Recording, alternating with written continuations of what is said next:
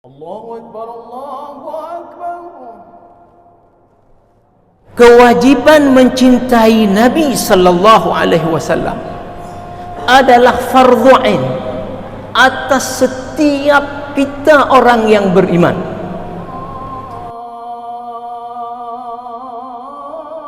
Assalamualaikum warahmatullahi wabarakatuh.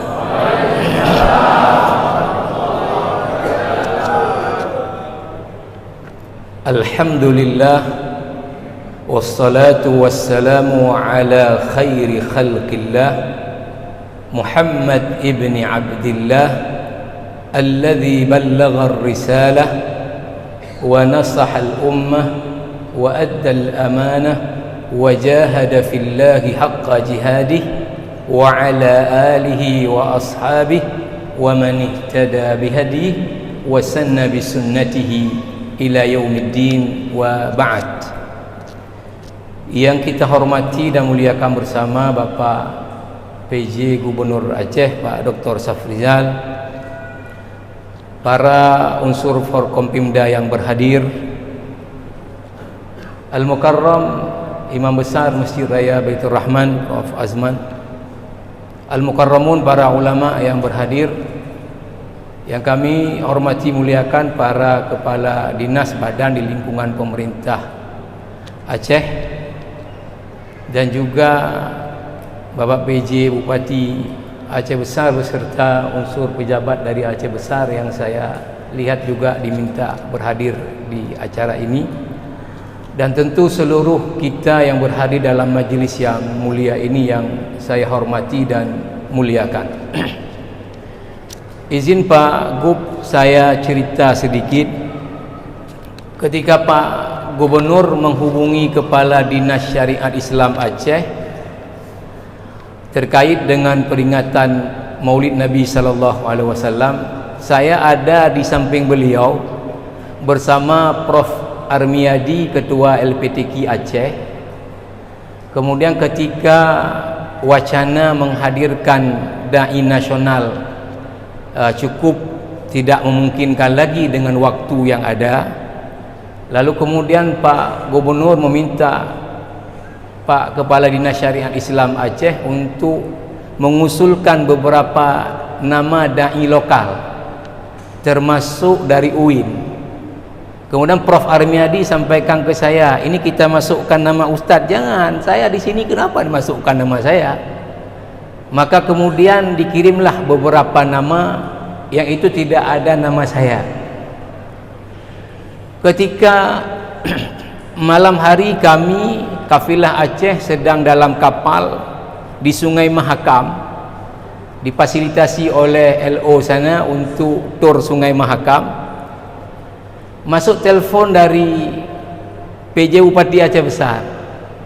Lalu kemudian beliau sampaikan, Ustadz, Pak Gub minta Ustadz ceramah maulid malam Senin. Ustadz kapan pulang? Sesuai jadwal saya pulang Senin bersama kafilah. Bisa dipercepat enggak Ustadz? Saya sampaikan bahwa paling bisa dipercepat saya dari Balikpapan Sabtu sore, karena sejauh penampilan semi penyisihan di hari keempat sebelum hari akhir, yang saya latih cabang syarhil Quran masih ranking 1 tertinggi nilai. Jadi saya sampaikan ini kemungkinan besar masuk final. Jadi saya mesti membimbing anak-anak sampai tampil di final sebelum siang hari Sabtu. Lalu kemudian Sabtu sore kalau ada tiket ke Jakarta, pagi atau siang Jakarta Banda Aceh, itu yang bisa dipercepat. Baik Ustadz, insya Allah saya koordinasikan dengan Kadi Syariat untuk merubah tiket Ustadz. Saya berdoa di hati saya, mudah-mudahan nggak dapat tiket. Jujur, saya berdoa mudah-mudahan nggak dapat tiket saya. Nah, kemudian masuk lagi WA dari PJ Bupati Aceh Besar, forward laporan ke Pak Gubernur.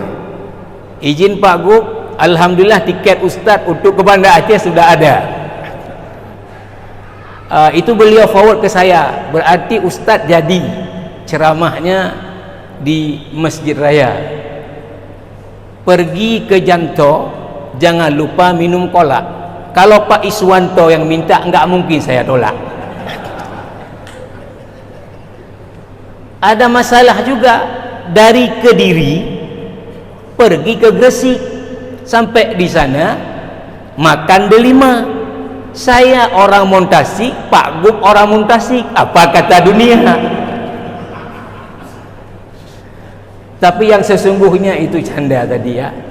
Yang sesungguhnya saya memilih menghindar karena yang paling berat dari beban satu ceramah itu adalah penceramah itu sendiri, karena dialah yang harus terdepan mengamalkan apa yang dia sampaikan.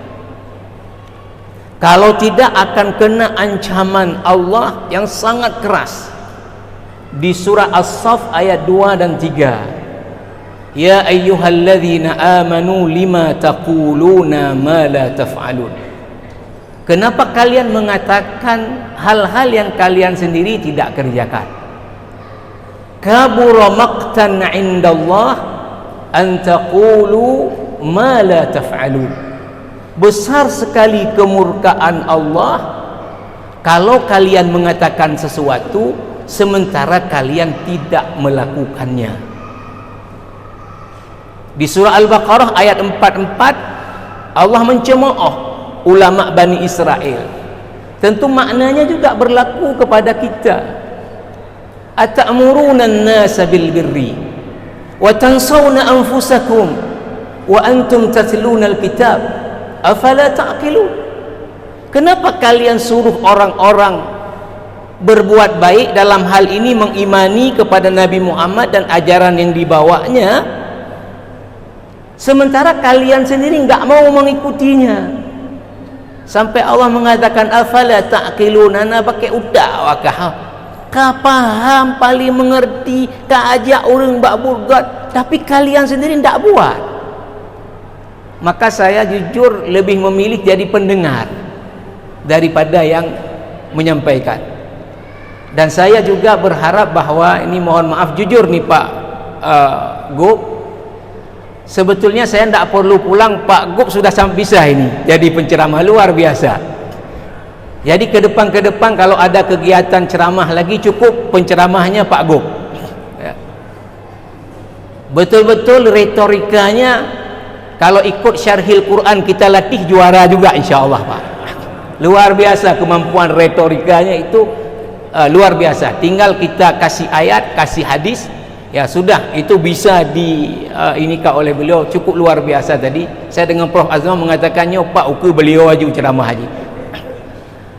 Para jamaah yang dirahmati Allah Subhanahu wa taala, pada malam ini kita kembali mengenang kelahiran satu sosok yang digambarkan oleh Allah di dalam surah At-Taubah di ayat 128. Laqad ja'akum rasulun min anfusikum azizun 'alaihi ma 'anittum harisun 'alaikum bil mu'minina raufur rahim. Sungguh telah datang kepada kalian, ya, kita semua umat Nabi Muhammad, rasulun, seorang utusan Allah, jelas yang tidak yang lain Nabi Muhammad. Bagaimana beliau kepada kita? Azizun 'alaihi ma 'anittum. Beliau sangat berat perasaan dan penderitaannya terhadap apa yang menimpa kita dari umatnya dalam kesulitan hidup di dunia. Jadi Nabi adalah sosok yang kalau mendengar, kalau tahu ada umatnya yang susah hidup di dunia ini, beliau akan sangat berat perasaan dan penderitaannya. Harisun 'alaikum, dan beliau sangat kuat keinginannya untuk menyelamatkan kita semua umatnya daripada azab Allah di akhirat nantinya. Bil mu'minina raufur rahim, khusus lagi dengan orang mukmin beliau sangat kasih sayang. Pak Quraisy mengatakan dalam tafsirnya Al-Misbah, sifat Allah itu yang ada ditempelkan pada seorang Rasul, dua sifat Allah, dan itu kaitannya sikap Rasul kepada umatnya hanya Nabi Muhammad. Bil mu'minina raufun, itu sifat Allah. Dengan orang mukmin beliau sangat-sangat penyayang. Para jamaah yang mulia, tentunya kalau kita bertanya apa maksud ya masyarakat kita di mana-mana, nantinya di level di menasah, di lembaga pendidikan, lembaga pemerintahan, di masjid, itu pada memperingati mengenang kelahiran Nabi sallallahu alaihi wasallam. Kalau kita tanya apa maksudnya, itu di antara jawabannya adalah wujud daripada kecintaan kita kepada beliau Nabi sallallahu alaihi wasallam. Betul, kewajiban mencintai Nabi sallallahu alaihi wasallam adalah fardhu ain atas setiap kita orang yang beriman. Bahkan tidak lurus iman kita sebelum kita mampu menempatkan kecintaan kita kepada Nabi di atas apapun kecintaan kita kepada yang lain selain daripada Allah. Dalam hadis Sahih Bukhari dan Muslim, Rasulullah mengatakan, la yu'minu ahadukum hatta akuna ahabba ilaihi min waladihi wa walidihi wan nasi ajma'in. Tidak sempurna iman siapapun dari kalian sehingga aku lebih dia cintai dari anaknya, dari orang tuanya, dari seluruh manusia. Bahkan Umar bin Khattab itu pernah menyampaikan kepada Nabi, ya Rasulullah, la anta ahabbu ilayya min kulli syai' illa nafsi allati bi jambai. Hai Rasulullah, sungguh engkau paling aku cintai dari segala hal melainkan diriku, melainkan diriku. Kata Rasulullah kepada Umar, lan yu'mina ahadukum hatta akuna ahabba ilaihi min nafsih. Tidak sempurna iman siapapun sehingga orang itu mencintaiku lebih dari mencintai dirinya. Baru Umar kemudian koreksi, demi Allah yang menurunkan Al-Quran, engkau lebih aku cintai termasuk dengan diriku sendiri. Al-ana ya Umar, ini baru betul wahai Umar. Jamaah yang mulia, kisah berikut ini menggambarkan bagaimana tinggi keutamaan kecintaan kepada Rasulullah, sekaligus menggambarkan bagaimana yang dimaksud dengan mencintai Rasulullah. Karena seperti tadi Pak Gub sampaikan, ya,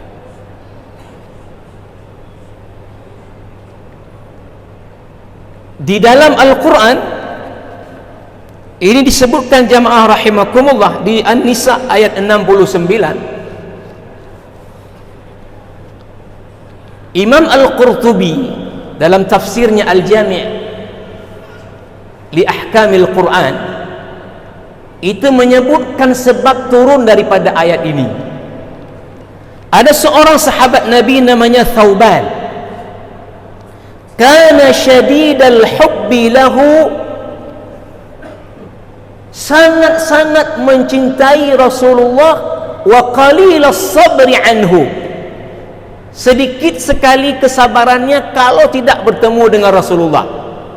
Atahu yawman wa qad taghayyara launuh, satu hari Thauban ini datang bertemu dengan Rasulullah, wajahnya pucat, badannya sudah kurus. Rasulullah sampai tanya kepadanya, "Ma bika ya Thauban?"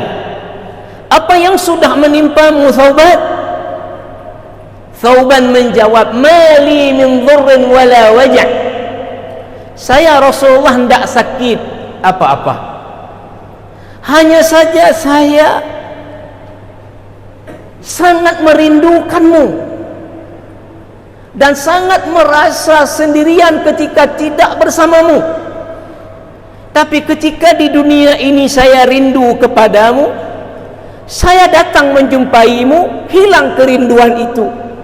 Lalu saya teringat akhirat. Kalau nanti saya meninggal, engkau meninggal. Kalaulah saya ini dimasukkan oleh Allah dalam surga, mayakin saya ini tidak mungkin surga saya ini setingkat dengan surgamu Rasulullah. Kan kalau kita pikir memang enggak mungkin lah. Bagaimanapun kita ini bisa selevel surga dengan Rasulullah, tidak mungkin. Itu yang dirasakan oleh Thauban. Maka kata Thauban, ketika aku meninggal, itulah akhir kali aku bertemu denganmu selama-lamanya. Kan di akhirat enggak bertemu lagi, surgamu jauh, aku lain surganya. Apa Allah kemudian menurunkan ayat, dibacakan oleh Nabi, kata Qurtubi kepada Thauban, "Wa may yuti'illaha war rasula fa ulaika ma'al ladzina an'ama Allahu 'alaihim minan nabiyyin was-siddiqin wasyuhada'i was-salihin wa hasuna ulaika rafiqa." Siapa saja yang taat kepada Allah, taat kepada Rasulullah Nabi sallallahu alaihi wasallam dimaksud oleh ayat ini, maka orang tersebut nanti di akhirat dalam surga yang sama dengan para anbiya,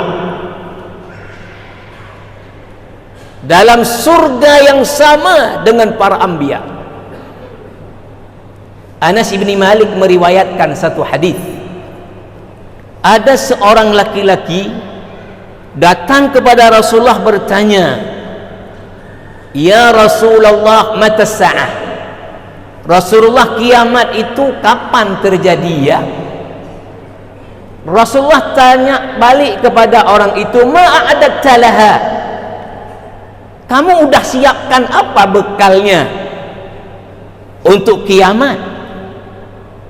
Orang ini menjawab, "Ma'adattu laha min kasrati salatin wala saumin wala sadaqah." Saya tidak menyiapkan banyak salat sunat, banyak puasa sunat, banyak bersedekah. Tidak saya siapkan ini. Walakin uhibbullaha wa rasulah. Tapi saya mencintai Allah dan mencintai Rasulullah. Rasulullah mengatakan kepada orang ini, "Anta ma'a man ahbabta." Kamu nanti di akhirat dalam surga bersama orang yang engkau cintai. Hadis rawahu Bukhari. Jamaah rahimakumullah, ketika kita mengatakan mencintai Rasulullah sallallahu alaihi wasallam dan mengenang kelahiran beliau adalah bentuk dari ekspresi, manifestasi mencintai Rasulullah, maka kemudian pertanyaan pentingnya adalah apa esensi daripada mencintai Rasulullah? Maka jawabannya juga adalah ayat tadi. Apa? Taat kepada Allah dan Rasulullah sallallahu alaihi wasallam. Artinya apa? Mengamalkan seperti Pak Gub tadi sampaikan, ajaran-ajaran Nabi sallallahu alaihi wasallam dalam kehidupan kita. Beliau sudah habiskan seluruh kehidupannya sejak diangkat menjadi utusan Allah, seluruh energinya untuk mengeluarkan umat ini dari kegelapan hidup, dari kehidupan yang diasas atas nafsu kepada kehidupan yang diasas atas wahyu, dari kehidupan yang menindas kepada kehidupan yang diasas atas keadilan dan kebersamaan. Maka jamaah rahimakumullah adalah apa? Beliau sudah sampaikan seluruhnya kepada kita, baik yang langsung itu dari Allah Al-Quran maupun yang tidak langsung melalui lisan beliau sendiri, melalui sikap dan perilaku beliau sendiri. Dan beliau sudah lapor kepada Allah pada waktu haji wada, ala hal ballaghtu, bukankah aku sudah sampaikan kepada umat ini? Para sahabat yang hadir di waktu haji wada di Mina mengatakan, apa kata mereka? Bala syahidna, betul kami jadi saksi, engkau sudah nasihati ini umat, engkau sudah sampaikan seluruh apa yang diberikan oleh Allah Subhanahu wa taala kepada ini umat, engkau sudah korbankan segalanya untuk selamatkan ini umat, untuk berikan umat ini keluar dari kesulitan hidup di dunia, bisa selamat dari azab di akhirat nantinya. Maka sekarang yang menjadi tugas kita adalah apa? Sebagaimana firman Allah Subhanahu wa taala di dalam Al-Quran di surah Al-Anfal di ayat 24, ya ayyuhalladzina amanu istajibu lillahi walirrasuli idza da'akum lima yuhyikum. Hai orang-orang yang beriman, patuhi kepada apa yang kalian diajak oleh Allah, diajak oleh Rasulullah. Dan ajakan itu bukan untuk apa-apa, melainkan untuk memberikan kalian kehidupan yang baik di dunia dan di akhirat. Jadi tugas Rasul sudah selesai menyampaikan. Maka tugas kita sebagai umatnya sekarang mengamalkan apa yang sudah disampaikan kepada kita. Maka wujud dari mencintai Rasulullah adalah mematuhi, mentaati, mengikuti apa-apa yang beliau telah sampaikan kepada kita. Saya beri satu contoh ya. Betapa banyak dalam hidup ini kita di mulut mencintai Rasulullah, tapi ajaran-ajaran Rasulullah itu kita kangkangi begitu berani.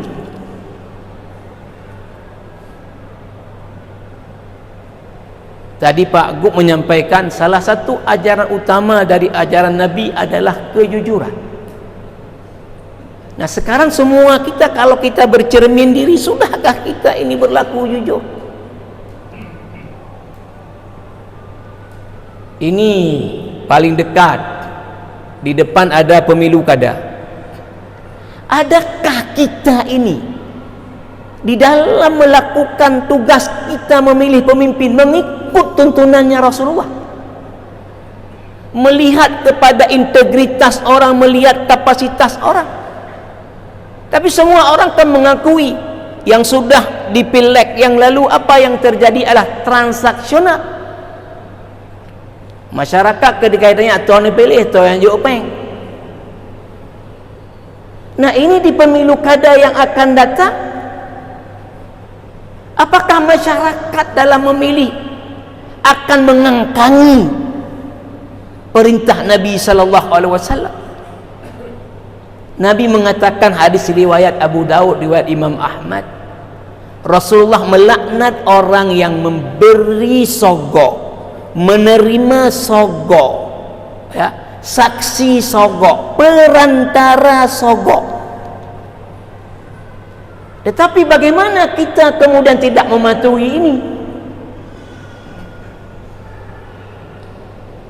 Nah, makanya ketika kemudian jamaah rahimakumullah kita mengangkangi ajaran-ajaran Nabi sallallahu alaihi wasallam, menutup tausiah kita yang singkat ini, Allah memberikan ancaman dengan konsekuensi yang perlu kita kemudian merenungkan ini dan mencamkan ini betul-betul. Di dalam Al-Quran surah An-Nisa ayat 115 Allah mengatakan, wa man yushaqiqir rasula min ba'di ma tabayyana lahul huda wa yattabi' ghayra sabilil mu'minin nuwallihi ma tawalla wa nuslihi jahannama wa sa'at masira. Wa man yushaqiqir rasula, siapa yang membangkang kepada Rasulullah sallallahu alaihi wasallam, ajarannya disuruh enggak buat. Berapa banyak orang yang ikut kenduri maulid, nyumbang dan sebagainya, kewajiban utama dalam agama setelah syahadatain salat enggak ada. Siapa yang membangkang kepada Rasulullah, wa man yushaqiqir rasula min ba'di ma tabayyana lahul huda, setelah sudah datang kepadanya penjelasan dari Rasulullah. Ini kesemuanya sudah dijelaskan oleh Rasulullah. Wa yattabi' ghayra sabilil mu'minin, lalu mengikuti jalan bukannya jalan orang mukmin, jalan nafsunya.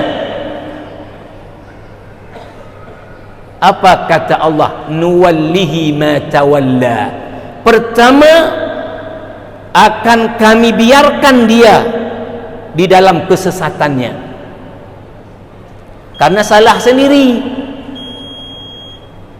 Makanya kadang-kadang mohon maaf, orang yang berbuat semena-mena ini kalau kita lihat, kita nasihati cukup sulit ya, payah nak dengar ya. Karena apa? Karena dia tadi dibiarkan oleh Allah dalam kesesatannya karena membangkang kepada Rasulullah. Nuwallihi ma tawalla, kami biarkan dia dalam kesesatannya. Wa nuslihi jahannama, nanti dimasukkan ke dalam neraka jahannam. Maka saya mengajak diri saya dan kita semua, dengan kita mengenang kelahiran Nabi sallallahu alaihi wasallam sebagai bentuk dari kecintaan beliau kepada kita kepada beliau atas pengorbanannya, jasanya kepada kita semua.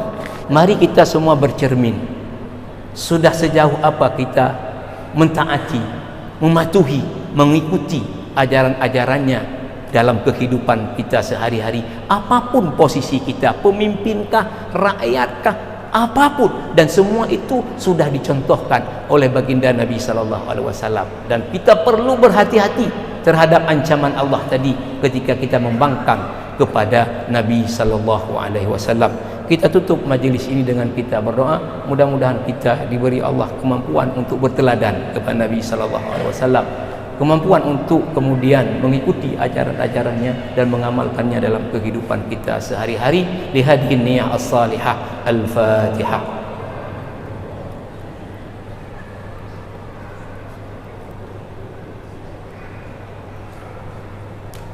Rabbana atina fid dunya hasanah wa fil akhirati hasanah wa qina adzaban nar wa akhiru da'wana alhamdulillahi rabbil alamin. Assalamualaikum warahmatullahi wabarakatuh.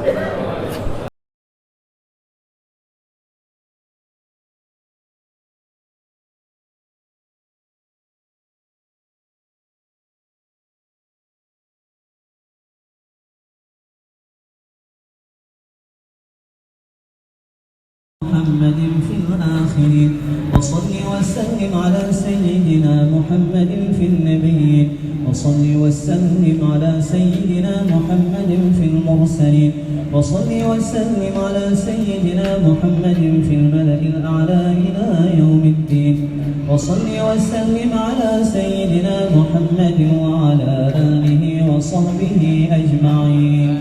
ولقد أشروا لنعت من أوصافه تحيي القلوب تهيج الأشجانا والله قد أثنى عليه فما يساوي القول منا أو يكون ثنانا لكن حبه في السرائر قد دعا لمديح صفوة ربنا وحدانا وإذ امتزجنا بالمودة ها هنا نرفع أيدي فخرنا ورجانا للواحد الأحد العلي إلهنا متوسلين بمن إليه دعانا مختاره وحبيبه وصفيه سيد الوجود به الإله حبانا يا ربنا يا ربنا يا ربنا بالمصطفى اقبلنا أجب دعوانا أنت لنا يا ذخرنا في هذه الدنيا وفي أخرانا أصلح لنا الأحوال واغفر ذنبنا ولا تؤاخذ رب إن أخطانا واسلك بنا في نهج طه المصطفى ثبت على قدم الحبيب خطانا أرنا بفضل منك طلعة أحمد في بهجة عين الرضا ترانا واربط به في كل حال حبلنا وحبال من ودى ومن والانا والمحسنين ومن أجاب نداءنا وذوي الحقوق وطالبا أوصانا والحاضرين وساعيا في جمعنا ها نحن بين يديك أنت ترانا ولقد رجوناك فحقق سؤلنا واسمع بفضلك يا سميع دعانا وانصر بنا سنة طه في بقاع الأرض وقمع كل من عادانا